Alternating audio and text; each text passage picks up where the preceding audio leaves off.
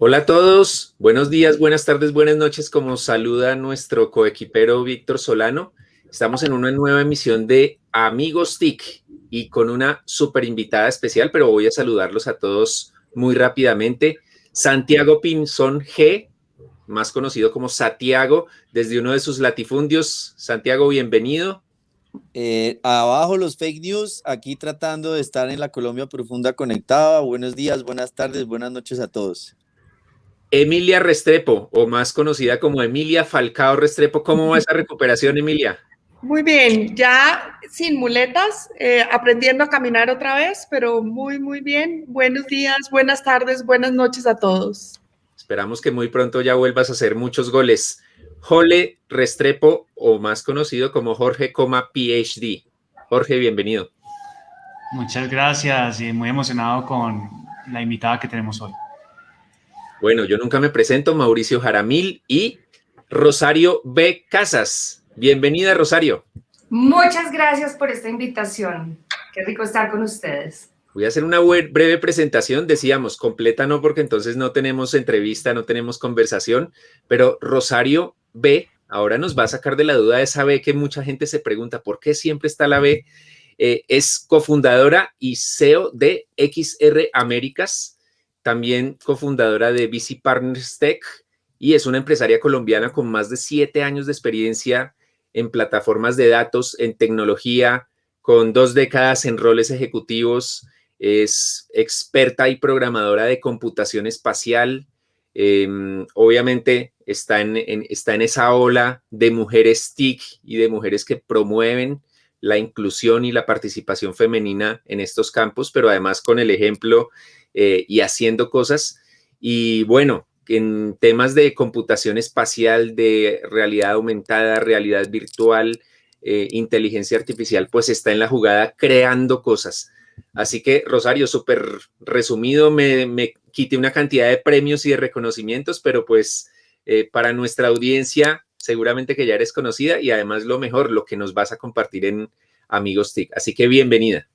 Bueno, muchísimas gracias. Muchas gracias. Simplemente gozándome ser nerd. Me encanta. Rosario, esa es como una palabra que Víctor, que no está, seguramente conoció. Los jóvenes hablamos de geek. Entonces hay que explicarle a él qué traduce en él, porque seguramente cuando oiga esto... O sea, Santiago con los taches arriba. Ya se metió con la edad de Rosario. No, yo creo que hay sí, pero yo creo que hay un pequeño giro entre las dos cosas, ¿no? Porque el geek nació con la tecnología, los nerds Exacto. no necesariamente tuvimos tecnología desde el inicio. Pero éramos locos estudiosos de siempre. Pero yo digo que así como era el desquite de los nerds, ahora es el desquite de los geeks. Claro. De acuerdo.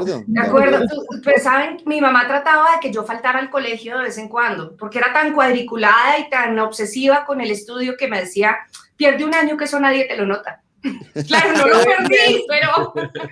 Oye, Rosario, pero yo voy a hacer aquí el desorden. Yo sí quiero arrancar y quiero arrancar como mujer contigo, y es como de verdad una de las grandes cosas que tenemos hoy en nuestro género es que las mujeres no nos sentimos capaces o no nos sentimos que podemos hacer parte de este mundo de la tecnología y de la ciencia.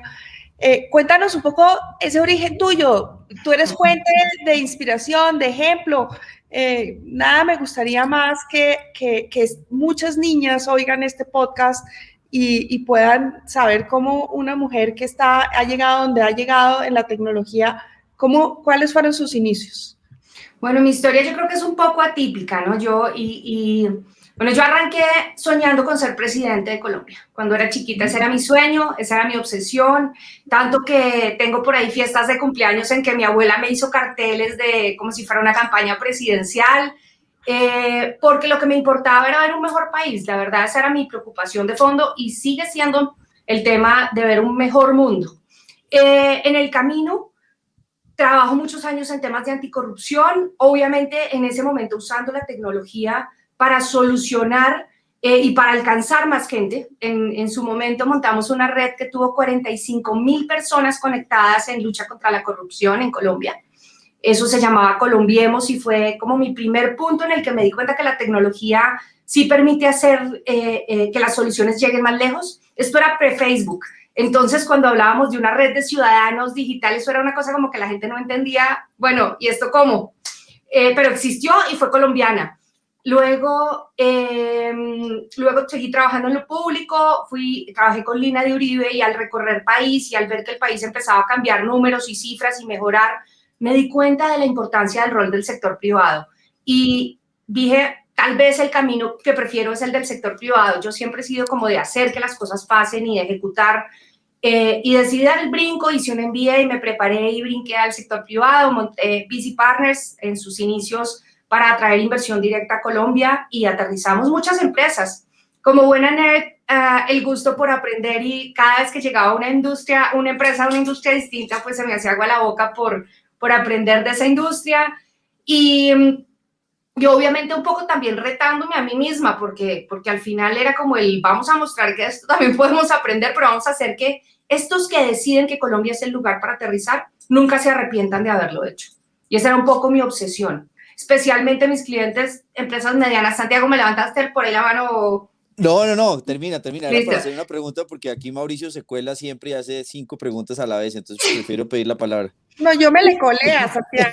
Muy bien. Y finalmente, en el año 2013, llega una empresa de Silicon Valley que estaba haciendo temas bien chéveres de inteligencia artificial en ese momento y reconocimiento de patrones para temas de ciudades inteligentes. Llega a Colombia, llegan a mi empresa para hacer una fusión con una empresa colombiana que estaban adquiriendo y así es como realmente termino cercana al mundo de las tecnologías exponenciales. Más o menos 6 meses después me ofrecen ser su CEO, o sea que entro al mundo de la tecnología de verdad de la manera más atípica del planeta. Estoy ahí, me enamoro profundamente del poder de las tecnologías exponenciales, me vuelvo una obsesiva, pero yo no tengo background técnico, sí me fascinaban los números, la matemática, entonces eso de alguna manera me facilitaba algunas cosas, la lógica, matemática, y de ahí decido aprender a programar. A mi esposo lo trasladan a trabajar a Nueva York, yo me sacrifico horriblemente y me voy con él. Y entonces ahí es donde decido moverme y encuentro el mundo de realidades inmersivas, en ese momento video 360 grados apenas, y de ahí empiezo en una ciudad que Nueva York decide por decisión propia como ciudad invertir un monto inmenso en el tema de realidades inmersivas y decide que va a ser el gran jugador en el mundo y estar en la mitad de ese ecosistema, ser parte de los laboratorios en NYU, del laboratorio de Ken Perlin, de Future Realities, en R Labs, en Navy Yards. Ser parte de eso nos permite empezar a crecer más rápido, obviamente, y hacer más cosas que si hubiéramos crecido solitos y hubiéramos hecho solos. Y ya, y aprender todos los días, y así es como llego a esto, y al final buscar ser los mejores, buscar estar en la frontera, pero no solo por nosotros, sino por todo ese talento latino que a veces no sabe cómo abrir las puertas, y bueno, si ya las abrimos, que entremos todos por ahí. De acuerdo. Creo que viendo ese recorrido ya entiende uno por qué de manera muy significativa, y creo que es importante mencionarlo acá nuevamente, Rosario acaba de ser identificada como una de las top mujeres en el mundo, no solo en Latinoamérica, sino en el mundo, por una análisis, una identificación que hizo Nasdaq de mujeres que están haciendo la disrupción, liderando la disrupción en sus industrias. Para nosotros como colombianos, motivo de orgullo, eso lo comentamos en redes sociales y es un placer tenerte acá porque lo que decía Emilia es clave, es la inspiración y la aspiración que te queremos para muchas niñas, futuras mujeres, candidatas presidenciales si le siguen la línea de Rosario, o puede ser ministras TIC o científicas o PhDs como Jole, que es el único PhD acá, que es el gran cerebro, aparte de José Carlos, que es la gran cabeza en su momento. Pero a lo que voy es, ¿por qué no nos cuentas qué es lo que estás haciendo que lleva a que te identifiquen como una que está haciendo la disrupción en tecnología? Bueno, yo creo que 2 cosas. La primera es que una de mis grandes obsesiones es que las tecnologías de frontera no solo pueden ser para cosas chéveres, obviamente son muy chéveres, pero diseñar productos de realidades inmersivas para entrenar a los diseñadores de carros Audi o Mercedes-Benz o para fórmula eléctrica, pues eso es muy fácil y obviamente para eso siempre habrá recursos porque es muy fácil tomar recursos de ese tipo de industrias. Pero mi gran obsesión es cómo logramos que la fuerza laboral de la base, de aquello que constituye el 50% de la fuerza laboral, en lugar de pensar en solamente cómo estos van a ser reemplazados con tecnología, es pensar cómo a través de realidades inmersivas aprovechamos para darles más fuerza, para darles más herramientas, con realidad virtual para entrenamiento, realidad aumentada para soporte en el trabajo, y que de ahí se produzca mucho conocimiento para el futuro de esas industrias, que normalmente son industrias que avanzan muy lento. ¿A cuáles me refiero? Todos los temas que son muy operativos de mantenimiento, por ejemplo, de la infraestructura de las ciudades. Y voy a poner un ejemplo en concreto porque eso todo suena un poco abstracto, pero imagínense ustedes que la gente que maneja y que repara todo el tejido eléctrico de las ciudades, ese es un ejemplo que suelo dar porque es una de las industrias que más nos ha motivado. Es gente, hay mucha, es muy, muy grande el volumen, es un trabajo indispensable, lo que hoy en día finalmente tiene un nombre visible que es trabajadores esenciales, es uno de esos campos de trabajadores esenciales. Obviamente son trabajos no sofisticados en términos de reconocimiento, pero son vitales. Si las ciudades no tienen su tejido eléctrico correctamente funcionando, pues la ciudad para. Con un adicional, y es que en los próximos años, con todo el tema de cambio de tecnologías a tecnologías limpias, va a haber mucho por hacer y va a haber mucho por modificar.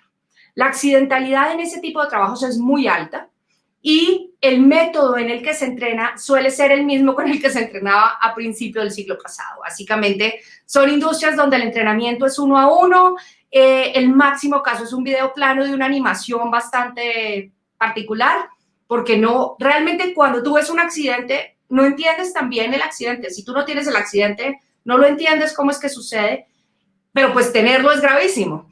Ahí es donde nos estamos metiendo, buscando cómo entender, mejorar los procesos a partir de cada persona que aprende a hacerlo y cómo tomamos analítica de ese proceso para que en la operación reduzcamos o prevengamos riesgos y al final también podamos generar inteligencia de negocio para que los decisores, business process owners y personas que están en un nivel un poco más alto puedan entender la operación mucho mejor, puedan acercarse a ella desde los datos y puedan volver a esas personas que están trabajando muy operativamente en parte del modelo de inteligencia, en el gran cerebro de hacia dónde debería ir el futuro de esas industrias.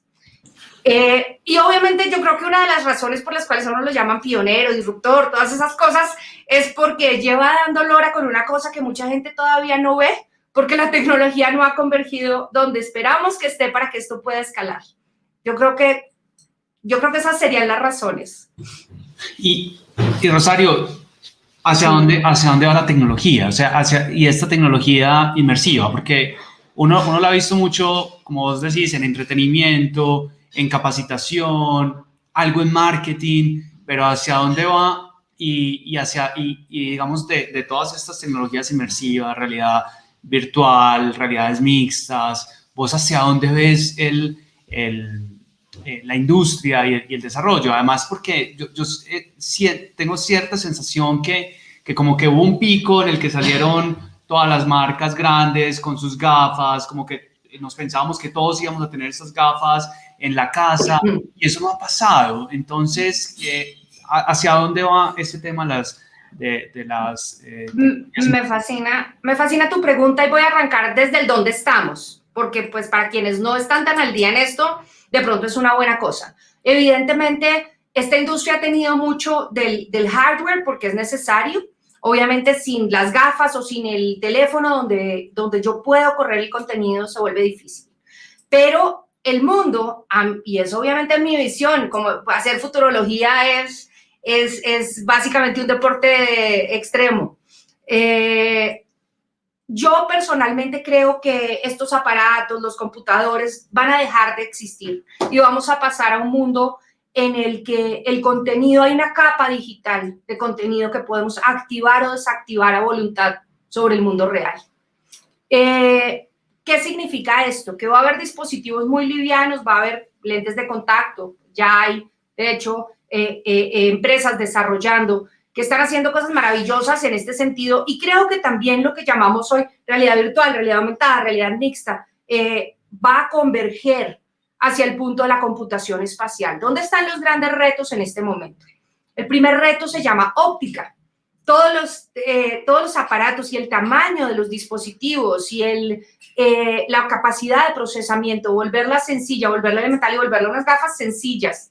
Yo publico mucho cosas que ensayo que están en un prototipo o ya en desarrollo. Yo le he puesto mucho, por ejemplo, North Bifocals sacó unas gafas muy normales, parecen, ¿cómo es que se llama esta película? Ahora se me olvidó, la de que se ponen las gafas unos espías y ven el mundo, ven una capa digital. Yo creo que hacia allá vamos, porque nuestra mente funciona en 360 grados, es lo natural para nosotros. El tema de estarnos viendo en una pantalla plana entre nosotros es raro, de hecho para el cerebro, no es lo nativo. Ver un aparatico cuadrado de vidrio al cual miramos y hacemos, eso tampoco es nativo. Entonces, yo creo definitivamente que vamos hacia un mundo de capa digital que se activa a partir de interacciones con, bueno, sensores, todo el tema de sensores y robótica, y con todo el tema, obviamente, de computación, de reconocimiento de imagen. ¿Sí? Un poco cómo los computadores, las pantallas, los dispositivos, los sensores empiezan a reconocer mejor el mundo cada día. En eso hay muchos trabajando y, de hecho, Google tiene un laboratorio trabajando en una cosa bien chévere y es el mundo como interfaz. Y es cómo empieza a reconocer que cuando yo me pongo aquí y hago así es como si le estuviera dando cuerda a un reloj, como cuando yo hago distintos movimientos. Eso requiere mucho trabajo. Creo que uno de los puntos claves de convergencia va a ser la llegada del 5G, definitivamente por ancho de banda, por capacidad de procesamiento, por disminución de la latencia, pero también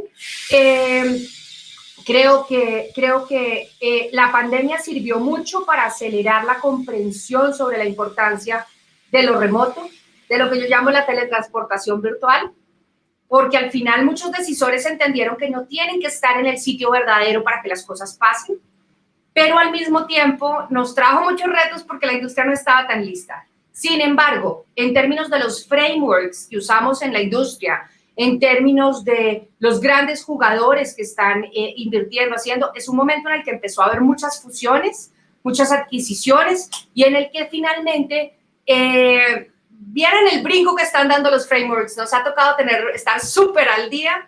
Por ejemplo, Spark AI de Facebook, que es uno de los frameworks más sencillos de utilizar y más rápidos, porque al final no hay que construir una aplicación adicional a Facebook.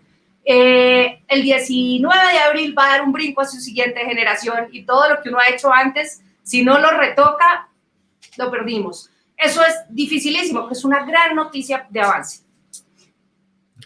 Rosario, pregunta cortica, relacionada con la de Jorge. Ese es el famoso hype cycle de Gartner, que está en o el ciclo de sobreexplotación o sobreexpectativa, no me acuerdo cómo es que se llama en español, sobreexpectación. En una palabra, ¿en qué momento de ese ciclo estamos? ¿Ya se pasó el pico y ya vamos en términos más realistas del Yo potencial? diría que estamos al final del pico, estamos empezando a aterrizar y adicionalmente estamos empezando a converger con la comprensión desde el mercado y el uso de soluciones específicas, como el caso de uso Rosario, real en cada industria. Y en ese orden de ideas, si tú identificaras sectores, ¿cuáles serían los más, digamos, adecuados a dar ese siguiente paso para realmente empezar a cambiar su sector y que le llegue esto como parte de esa respuesta? Agroindustria, salud, minería, o sea, ¿quién es el que realmente, aparte de los que uno puede pensar obvios, cuáles deberían dar ese salto para sacarle al estadio? Yo creo que educación, sí o sí, es una de esas industrias donde esto puede hacer una gran diferencia. Pienso que el tema de industrias con alto nivel de riesgo y alto nivel de exposición a riesgo en los entornos reales, entonces ahí podríamos decir minería, podríamos decir temas de construcción para los procesos de entrenamiento, especialmente todo aquel espacio donde tienes ya una gran cantidad, esas industrias que ya tienen una gran cantidad de sensores instalados, tienen un Internet de las cosas muy robusto, pero a veces no le están sacando el jugo a sus datos. Creo que hay una gran oportunidad. Y finalmente creo que también en todo aquello que tiene que ver con ciencias humanas, en términos de la interacción, hay, por ejemplo, casos muy exitosos en temas de terapia o en temas de respuesta a estrés postraumático, porque tú puedes hacer simulaciones de mundos reales simulaciones de situaciones, preparación para situaciones de estrés, de tensión, de crisis, y pues aprenderlas a manejar en tu casa sabiendo que la crisis no es la crisis real, es bastante valioso. Entonces ahí hay unos campos. Ahora, creo que el campo de los videojuegos tiene un potencial todavía de crecimiento enorme. No sé si han visto Supernatural, que es una aplicación muy chévere, creció inmensamente en la pandemia porque es un gimnasio a través de tus gafas, pero en los lugares más maravillosos del mundo. Estás haciendo esquí en la punta de una montaña, entonces ese tipo de mezclas de mundos, yo creo que es donde el mundo de la ficción y el mundo de la realidad se unen. Definitivamente no le apuesto, y aquí soy un poco contraria a varias corrientes, no le apuesto a los eventos entre avatars. No creo que eso genere confianza en las negociaciones, no creo que esa sea la manera correcta, aunque hay varios creciendo en ese campo, pero creo que esos todavía están empezando a subir el pico y van a llegar al pico. No, yo no me sentiría cómoda haciendo negocios con un avatar realmente de largo plazo. Sí le apuesto a empresas como Spatial, que están haciendo todo lo posible por convertir mi foto como humana real en un holograma, en una imagen, una réplica digital mía. Rosario, yo complementaría y he visto gran potencial más allá de los videojuegos en el arte. También.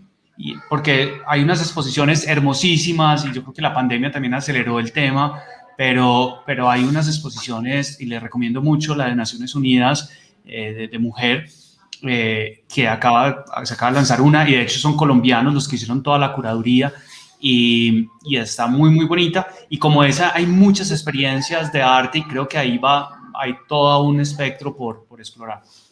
De hecho, si me permiten hacer acá una propaganda rápida, hay un fondo, yo soy parte de la junta directiva de un fondo que da grants, que da recursos para creadores, Artisan, y luego les doy el link para que me ayuden a compartirlo, pero hay en este momento dinero específico, real, para proyectos que ya estén finalizados y necesiten exposición en el mundo. Rosario, tú hablabas ahora de algo en que coincido plenamente, y es el tema de lo de la educación. Y creo que traigámoslo a Colombia un poco. Definitivamente creo que todavía estamos parados en modelos tradicionales, y uno de los principales, digamos, problemas que tenemos es el tema cultural, que para mí es un abordaje más desde el miedo que cualquier otra cosa.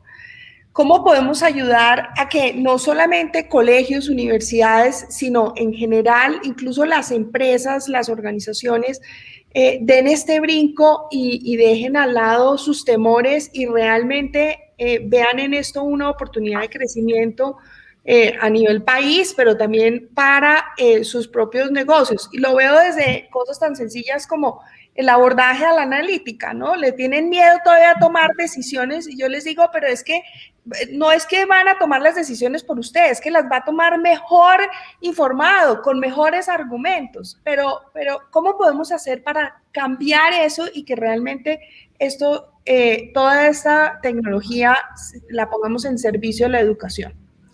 Bueno, es que nuestro cerebro está cableado para que lo desconocido nos asuste y nos frene y nos congele. Entonces, de por sí eso es un reto, ¿no? Eso es el primer tema, nos toca pasarlo de aquí, de lo instintivo, aquí a lo prefrontal racional, para lograr que sea con intención que lo ejecutamos. Entonces, en la educación, yo creo que el primer paso son los docentes. Definitivamente nuestros docentes, hay que hacerles una invitación a que le pierdan un poco el miedo a atreverse, el miedo a aprender de otras cosas, el miedo a lo digital, porque a veces sienten que entonces van a dejar de existir y se aferran. Y en las organizaciones, yo creo que el valor que estas tecnologías empiezan a dar, si no le brincamos encima, hay que aprovechar el miedo al revés. Si no brincamos, nos vamos a quedar atrás, y es un miedo real. No podemos quedarnos atrás. Como país hemos hecho un esfuerzo inmenso en los últimos años. Yo diría que los últimos 20 años de Colombia han sido un salto gigante, pero si nos quedamos, nos quedamos. Así es que el sector privado es el primero que tiene que tomar esos riesgos, que tiene que impulsar estas iniciativas, y los directivos tienen que ser los primeros que se atreven a aprender cosas nuevas. Porque si el mundo ha cambiado rápido, en los próximos años dicen que el cambio de paradigma se va a duplicar cada 10 años. Y eso es una locura. Maravillosa, pero hay que saberla aprovechar. De acuerdo. Rosario, cuando hablamos de vamos a lograr que muchas mujeres estén en el mundo de la tecnología, vamos a lograr que los colombianos en general demos el salto, pensamos siempre en los niños y está muy bien, pero, y no entro a matonear por la edad porque eso ya lo hizo Santiago, pero tú contabas y empezaste en este mundo TIC a 15 años después de haber iniciado tu vida profesional. Un poco más, creo que sí. Creo que ese es un súper ejemplo para quienes dicen, no, yo ya me enfoqué por este lado, yo ya con tecnología no tengo nada que ver. ¿Cómo fue esa transición? ¿Fue muy rápida? ¿Fue difícil? ¿O entraste en un mundo y con lo nerd que eres fue facilísimo? Pero ahí me gustaría un mensaje para esas personas que dicen, no, yo ya no fui, yo ya no pude, yo ya soy tradicional y pues sí, me adapto, aprendo, pero no puedo ir más allá. Bueno, no fue fácil, evidentemente yo soy muy nerd y eso facilita que me guste mucho aprender. O sea, a mí no es sino que me digan, yo en una conversación oigo algo de lo cual no sé y salgo a curiosear qué es eso. Sí, y eso es un tema cultural que posiblemente fue creado por mi mamá y mi abuela, una educación en la que las dos fueron bastante motivadoras al gusto por aprender y un colegio que era obsesivo porque aprender era lo máximo que existía en la vida. Eso fue lo primero. Lo segundo, evidentemente, contar con apoyo de otra gente, contar con apoyo de otras organizaciones. Yo primero intenté aprender a programar sola.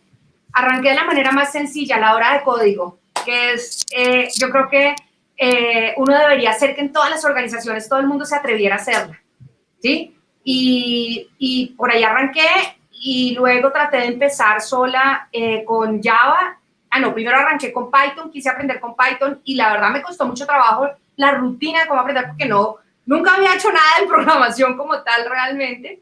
Entonces apliqué a una beca de Google, me la gané y esa primera beca pues tenía el reto de que si quedaba en el 10% top me ganaba la segunda y entonces pues obviamente yo soy de retos y me gané la segunda y ahí fue cuando aprendí Java y aprendí cómo estudiar tecnología, cómo aprender a programar, cómo aprender. Y obviamente no es porque yo vaya a ser la programadora estrella, no lo voy a hacer porque lo arranqué chiquita y tiene uno muchos baches y posiblemente tampoco es donde más sumo, pero definitivamente sí es uno de los espacios donde más me gozo el tiempo. Descubrí un área que tristemente no había descubierto. Entonces, concluyendo para la pregunta que me haces, primero, arriesgarse, uno puede ser lo exitoso que sea, lo maravilloso, tener la historia que sea, pero como el mundo va a avanzar tan rápido, no estamos exentos de tener que aprender nuevas cosas y está bien empezar de ceros.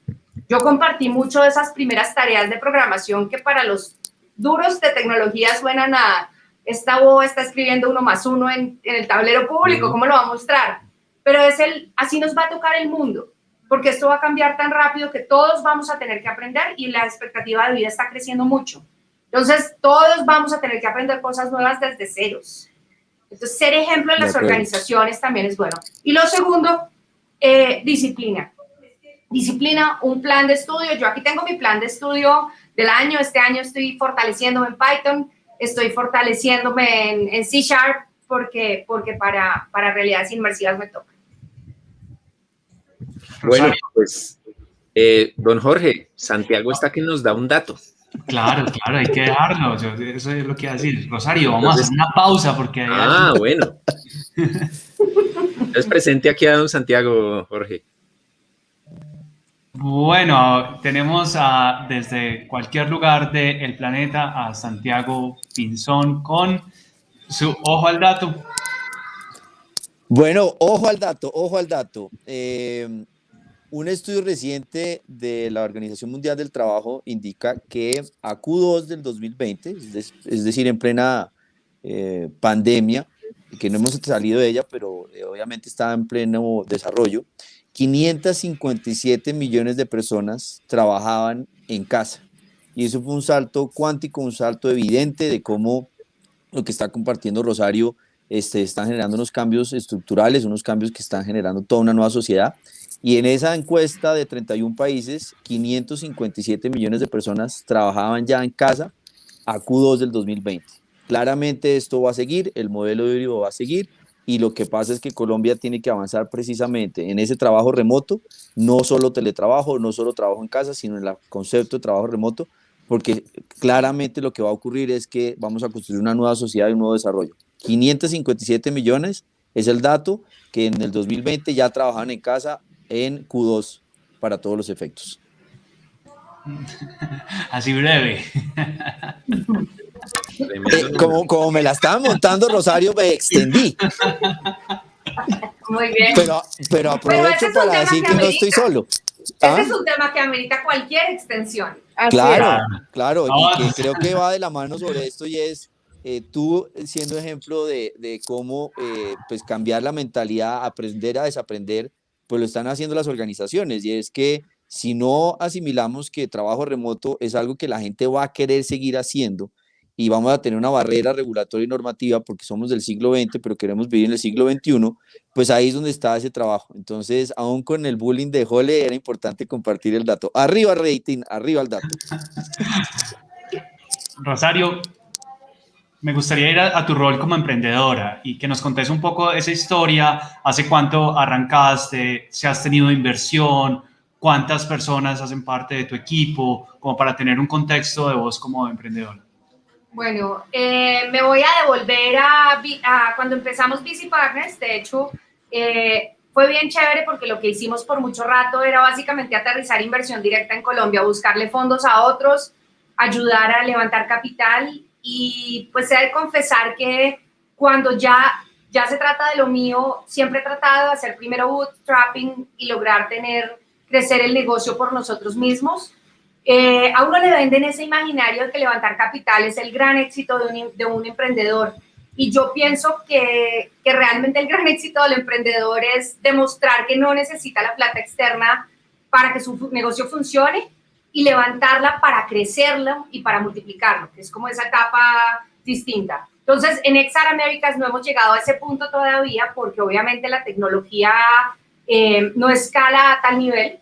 Desafortunadamente todavía nos falta para lo que yo me sueño que va a ser nuestro producto final, o nuestro producto nunca va a ser final, pero nuestro producto que escala, nos faltan unos 10 meses, básicamente.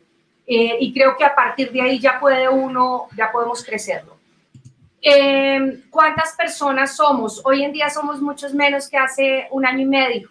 Y básicamente por muchas razones, por la primera de ellas, porque bueno, no muchos menos, pero éramos 10 personas, ahorita somos 6 personas. Y básicamente porque con toda la crisis de la pandemia, el tema comercial se nos frenó y decidimos concentrar el equipo en el equipo técnico. Entonces hoy todos los que estamos somos el equipo técnico. Y pues obvio, como a muchos nos tocó una parte dura y no hay nada que hacer, esa es la realidad. Y como dicen, si tienes limones, pues haz limonada. Y si no, como dicen, o haz margarita, ¿no? Entonces, y lo otro es, tenemos muchas alianzas, trabajamos de la mano con otras organizaciones y con otras empresas. Eso es lo que tratamos también de crecer en el ecosistema, pues la posibilidad de apoyarnos. Los proyectos los hacemos conjuntamente, pero este año especialmente nos hemos enfocado en el software. Dejamos de producir contenido, digamos desde el inicio de la pandemia dejamos de producir contenido y nos concentramos solo en el software, que es nuestro corazón, y empezamos a buscar aliados que hagan contenidos que sean empalmables con nuestra solución. ¿Sí? Eso nos hace más chiquitos, pero al final yo creo que nos permite tener más impacto para que cada uno se dedique a lo que mejor sabe hacer. Y en VC Partners hoy en día, cuando la pandemia empezó, claro, yo divido mi tiempo en dos mundos, ¿no? Entre el mundo de la frontera, que está construyendo lo de pasado mañana, y el mundo de ayudar a que nadie se quede atrás. VC Partners en los últimos años se convirtió en una empresa de consultoría en transformación digital, y especialmente cuando la pandemia empezó, teníamos una particularidad de que mi esposo también estaba brincando a trabajar en la empresa, cosa que ha sido lo máximo que me ha podido pasar. Él y yo nos conocimos trabajando hace muchos años y volver a trabajar ha sido delicioso.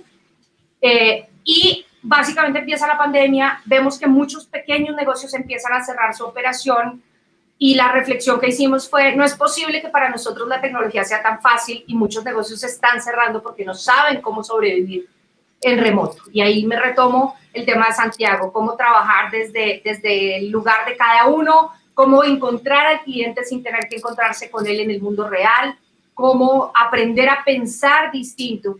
Y decidimos montar una incubadora de transformación digital para pequeños negocios de hispanos.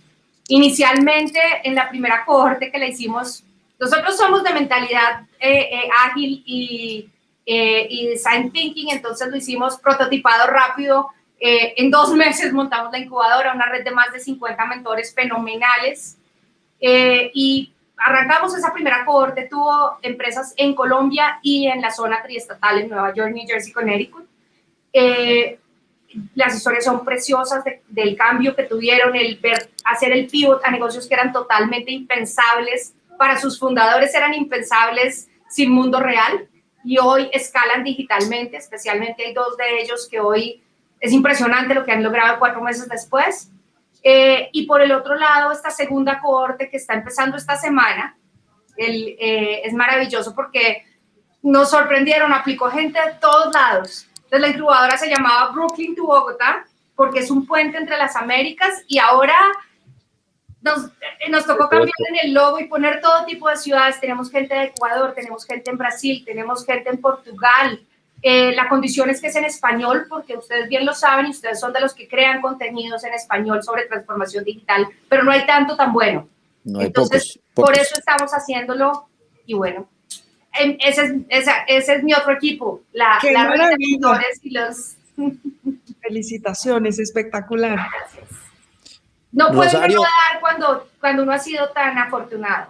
Así una es. inquietud es, con todo lo que estás hablando de ecosistema, lo que estás hablando de pymes, de lo que está pasando, ¿cómo está ese talento? ¿Cómo logramos formar y hacer ese match de talento? Porque pues claramente necesitamos ese talento para hacer todas estas bellezas.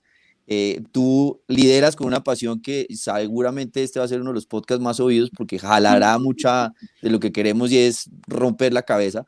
Pero ¿cómo hacemos para que tengamos más talento y formar ese talento adecuado? Bueno, yo creo que el talento se está formando. A mí me encanta el talento latino y el colombiano una cosa y es que a veces somos capaces de solucionar y hacer más con menos. Y creo que eso es un diferenciador que tenemos que aprovechar. O sea, tenemos que saber que somos una maravilla, no tenemos que aspirar a tener los millones de dólares para hacer algo. Sabemos hacer con recursos limitados y eso es una ventaja que a veces no nos damos cuenta que tenemos. Y es fenomenal como ventaja. Hay organizaciones, de hecho anoche estaba en un panel con Talent y está Pioneras Dev, hay un montón de organizaciones ayudando a formar talento. Pues aquí va a ser la publicidad, yo sigo a Joel en redes y me fascina lo que está haciendo. Obviamente, previo a la pandemia, mi cabeza estuvo demasiado concentrada en el ecosistema de Nueva York porque estaba metida, inmersa en él, pero con la pandemia, como me encontró en Colombia, he tenido la gran fortuna de ver cosas que están pasando un poco más, ponerle más atención. Y definitivamente hay mucha gente haciendo cosas buenas en formación. ¿Dónde viene el siguiente punto? En ser capaces de conectar ese talento con soluciones reales, con soluciones a cosas específicas. Y ahí creo que la mentoría, el acompañamiento entre gente un poco mayor en la industria y gente más joven es vital. Esos espacios de encuentro entre los más jóvenes. Yo siempre trato que en mi equipo haya gente muy joven que esté apenas empezando para romperles así, que vean el mundo antes de que empiecen a creer que el mundo es más chiquito de lo que es. Y lo tercero es conectando, creando puentes, que a veces nos cuesta, ¿no? Yo doy el ejemplo mío propio porque ese fue yo decía, pero ¿esto qué es esta locura? La primera vez que me invitaron a participar, Ken Perlin es uno de esos genios en el mundo de la tecnología que sí, es jovencito, sigue vivo, está ahí y tiene un laboratorio en NYU, en Current, en la escuela de matemática. Y básicamente él decidió hace 5 años crear una especie de grupo de emprendedores que iban todos los jueves a su laboratorio a trabajar de la mano con sus estudiantes de doctorado, que eran los que estaban en el laboratorio. eso fue espectacular en términos de dinámica. Fui muy afortunada de ser invitada a eso y obviamente en el nacimiento de la industria, pues estar con la gente que está haciendo su doctorado sobre estos temas era una oportunidad inmensa. ¿Qué sucedió? La primera reunión empiezan y dicen, bueno, ahora cada uno cuente cómo está haciendo las cosas. Yo decía, yo voy a contarles mis secretos acá, o sea, de verdad, estos van a copiar todo, esto va a ser terrible. Y ese cambio de mentalidad que a mí misma me costó mucho trabajo. O sea, yo nací, crecí mi vida profesional en Colombia y la verdad es que aquí tenemos motivos, obviamente, porque la historia nos trae a muchas cosas que han sido complejas, pero esa mentalidad restrictiva, que es que hay que restringir para que no suceda, hay que prohibir para que no corramos riesgos, no podemos darle la información a nadie para que no nos la quiten, es una cosa que nos tenemos que quitar de la cabeza. Obviamente eso tiene las dos caras de la moneda, ¿no? Y es la corresponsabilidad del deber de cumplir con esa confianza. Porque el valor de la confianza es una cosa que en Colombia no hemos construido y que el día que lo tengamos vamos a crecer infinitamente. Sí, creo que ese es el mayor reto para esos programadores, saber trabajar en equipo, saber colaborar con C mayúscula. Aquí él me colabora es a mí, cuando es el dos lados de esa construcción conjunta. Y a mí me cambió la cabeza ese espacio, he de confesarlo. Cada 8 días, llevamos 4 años encontrándonos todos los jueves y yo me sabía exactamente todos los secretos de mi competencia, pero yo no los iba a aplicar. Por el contrario, en esas sesiones lo que yo hacía era haber pensado cómo más puede fortalecer su producto. Y lo mismo recibí de los demás. Entonces creo que esa cultura, a veces pienso, ¿cómo más lo hacemos? No es tan fácil, ¿no? Tiene mucho reto, pero definitivamente si en Colombia logramos vencer eso, estamos a otro lado. Ahí Rosario me acordó de aquella frase que dice que un colombiano es más inteligente que un japonés, pero 2 japoneses son más inteligentes que 100 colombianos por el trabajo en equipo, por poder compartir, por poder abrir la mente y dejar como ese individualismo que es tal vez de los mayores males que tenemos, ¿no? Y el otro lado de esa moneda, eso que llaman la viveza premiada socialmente, el tan vivo como logró, fue y aprendió y entonces luego se lo trajo para lo suyo. Eso es desastroso, sí. Eso hace un daño inmenso. Muchas veces hay empresas de Estados Unidos que quisieran trabajar con más programadores colombianos y no lo hacen por el miedo a que les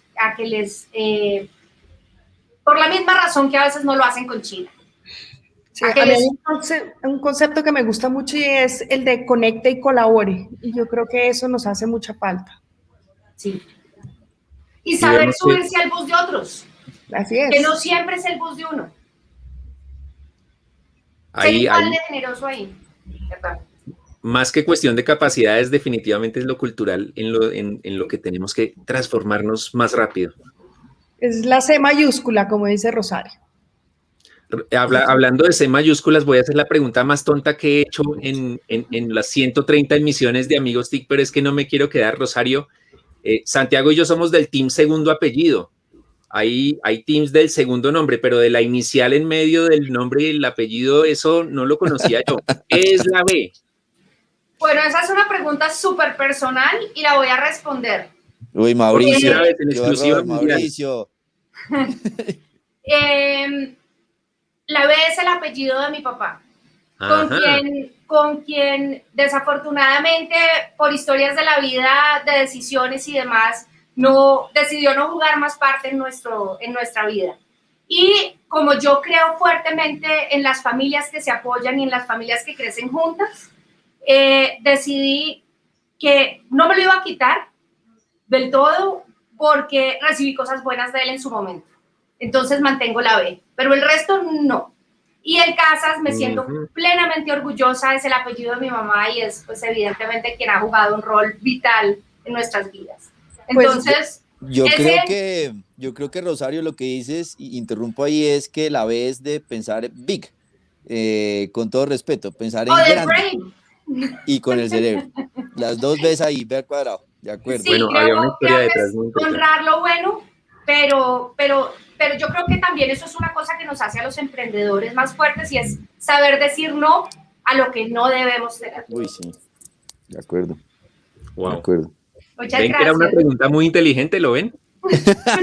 No era tan sencillo. Gracias a Rosario, después de 135 misiones, llegó la primera pregunta inteligente, Mauricio. Eso es algo satisfactorio. Porque esto así. Pero no, ¿saben qué? Hay una cosa adicional que yo creo que es muy importante y que esto trae a colación, que a veces uno se acomoda y uno dice, no, es que ya soy así. Y cuando yo me moví a vivir a Estados Unidos, como yo siempre he usado el Casas con mucho orgullo, representa ese lado del linaje femenino que traigo de mi mamá, de todo ese lado, pues en Estados Unidos cuando uno usa dos apellidos le suelen decir el segundo, y ahí fue donde vi la oportunidad, dije, es el momento de tomar la decisión.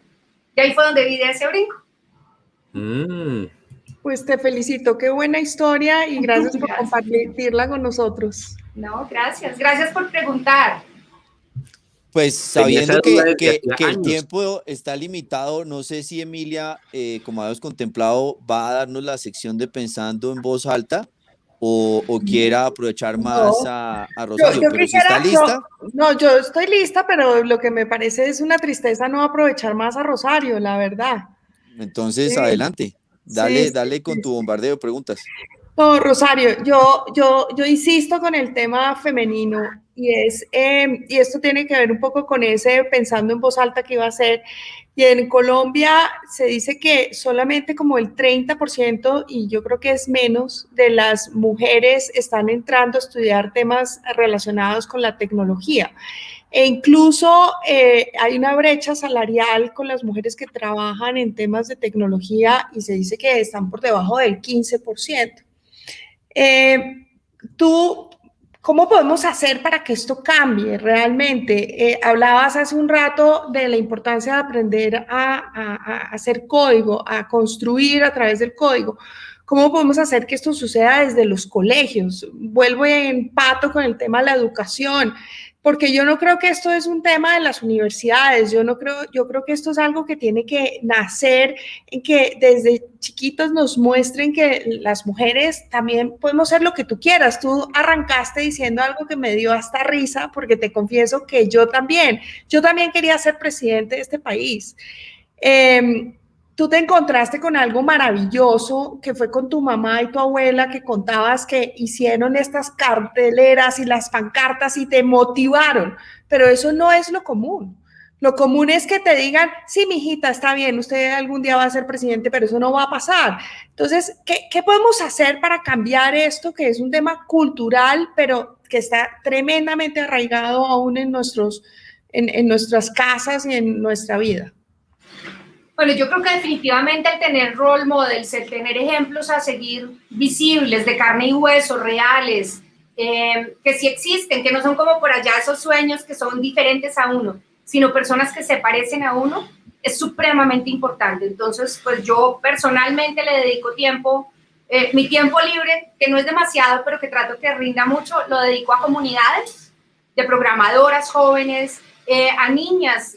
Hay organizaciones especialmente, por ejemplo, estando en la prepandemia, yo dedicaba tiempo a ir a un colegio en Astoria, en Queens, que se llama Hills, y me iba y hacía trabajo con las niñas para que vieran que uno era de verdad y que sí se podía, y que me pudieran preguntar lo que quisieran, que hiciéramos juntas aplicaciones, cosas, ahí trabajamos temas de realidad virtual siempre. Esa cercanía, crear ese puente, muchas veces los colegios y definitivamente creo que se forma en la niñez, los colegios y las directivas, las personas que han llegado a ciertos roles no se tocan, nunca se encuentran, a menos de que sea la mamá de uno, o sea, la persona que uno tiene cerquita. Entonces, crear esos puentes yo creo que es muy importante y creo que ahora en remoto es mucho más fácil. Yo he estado, gracias a la pandemia, he estado muy cerca de una organización en Chile, a una en Ecuador de niñas, de colegios, a las que quieren ver, quieren hablar con uno, quieren encontrarse, etc. Lo segundo ahí mismo es, pues claro, yo tuve una mamá y una abuela que me dijeron que todo era posible y yo me creí el cuento, ¿cierto? O sea, yo no tuve el limitante, pero hay un tema que es la cultura, de hecho yo soy defensora de ese tema y hago los talleres y demás de I Am Remarkable, y es la cultura de autopromoción y de hacer que la gente, premiar que la gente cuente sus logros, sus capacidades, sus sueños y apoyarlos, porque muchas veces cuando alguien nos cuenta y soy buenísima y no sé qué, decimos, ay, qué cansancio, y hasta ahí llegó la posibilidad de visibilidad, ¿sí? A mí, yo llevo 3 años siendo facilitadora de esos talleres y sin embargo a veces cuando dicen lo de uno dice como, qué oso, acaban a creer que estoy dando pereque y lora, pero es porque no existe una cultura de autopromoción, de ver bien visto ese espacio de autopromoción. Y hay mujeres maravillosas en las organizaciones, hay jóvenes maravillosas en las universidades, en los colegios, pero a veces esa falta de cultura de poder promover que eres buena, que eres inteligente, que te gusta aprender, etcétera, como no se puede contar, entonces prefieres no levantar la mano para preguntar, prefieres no decir, prefieres no, y eso es una cosa que construimos entre todos, ¿no? Entonces creo que hay que crecer esa cultura de autopromoción como positiva, el alegrarse igual por contar que otra persona tuvo el logro, el hacerle ruido a esos ejemplos en todas las regiones, porque esos son los ejemplos que nuestras niñas y nuestros niños están viendo. Rosario, aquí ya me van a regañar, pero ¿cuáles son los libros que tú recomiendas para dar ese salto y decir, yo no he estado bien en tecnología, no he aprendido de tecnología, no me he metido porque me da miedo? ¿Qué debería hacer uno para eso? Entonces, ¿qué libros de tecnologías emergentes o cuál es tu top 3 de libros que consideres que debería alguien leer si está metido en el plan de transformación digital? ¿Qué recomiendas? Uy, mi top 3, eso está difícil porque es que tengo como un top, muchos, pero bueno, antes de decirlos, en la página nuestra tenemos, en la de VC Partners, tenemos lecturas recomendadas, solemos curar cosas y ponerlas a disposición. Y pues ahí hay muchos que son muy buenos, pero definitivamente Organizaciones Exponenciales de Salim Ismail, para entender pues de dónde venimos, cómo es que está pasando todo esto, qué es lo que ha pasado. Creo, hay un libro que no sé si está en español, de Natalie Molina Niño, que se llama Leapfrog, para mostrar que no nos toca seguir el camino que todo el mundo ha seguido. Ese cuento de que para poder llegar a ser experto en tecnología hay que estudiar ingeniería, luego hay que hacer no sé qué, luego hay que ir a un Ivy League, luego un poco para mostrar que esos caminos, eso no necesariamente es la realidad. Obviamente, claro, ir a Harvard o ir a MIT, ser ingeniero de MIT, pues obviamente facilita el camino, pero no es mandatorio y no todos podemos acceder a eso. Entonces, ese lo recomendaría porque es como el otro lado. Y yo creo, es que ahí tengo como varios, hay uno muy bueno ahorita que me estaba leyendo hace poco, que se llama Impact, porque es todo el tema, obviamente, que hay que tener en la cabeza, y es cómo vemos la inversión de impacto como una oportunidad gigante en un mundo actual, cómo los recursos deberían ir a temas que solucionan a gran escala problemas humanos. No solamente dedicarnos a construir cosas súper chéveres, sino dedicarnos a construir empresas, organizaciones y a invertir en quienes están mejorando la calidad de vida, la salud, la educación, que aunque posiblemente los modelos de negocio no se ven tan maravillosos como los de otros negocios, definitivamente son los que van a permitir que tengamos un mejor mundo. Justo Genial. que lo hubiéramos ensayado, miren con lo que llegó Violeta aquí. ¡Hola! Mejor dicho. ¡Ay! Con las gafitas, que quiere ver unas cosas, entonces... ¿Quieres que te mande cosas chéveres, Violeta? Sí. Buenísimo. Ahí, Violeta, mi hija, y son... Que eso es, bueno, sería para otro capítulo completo, y es ese manejo. Pues Violeta tiene 3 años y medio, yo sí la dejo ver algún entretenimiento en 3D, pero claro, surgen preguntas: ¿qué tanto tiempo? Si es bueno, si es malo. Obviamente hay gente que dice, pues pucha, si tiene 3 años y medio, ¿cómo lo va a hacer? Pero bueno, eso ya sería otro capítulo que tenemos que... Es largo y Sí. ancho. No, es claro que Rosario hay que volverla a traer en un poco tiempo para que nos vaya actualizando 2021, por ejemplo. Esto fue como la foto de 2020, lo que viene atrás, y ahora qué va a pasar en 2021. Creo yo que es clave tenerla nuevamente pronto. Muy pronto. A ustedes, Bueno, pues don gracias. Mauricio, Rosario, muchísimas gracias por acompañarnos en Amigos TIC. Se nos pasó el tiempo volando y viene segunda emisión en unos meses, porque tenemos mucho por hablar todavía. Muchísimas gracias por compartir esa experiencia, esa evolución, esas lecciones y sobre todo inspirarnos a todos en Amigos TIC y a toda nuestra audiencia. Santiago, Emilia Falcao, Jorge PhD, muchísimas gracias de nuevo. Al profesor Solano, el profesor milenario, como le dice Santiago, también un saludo, y a todos, muchísimas gracias por acompañarnos en esta emisión. Saludos. Gracias, chao. Muchas gracias.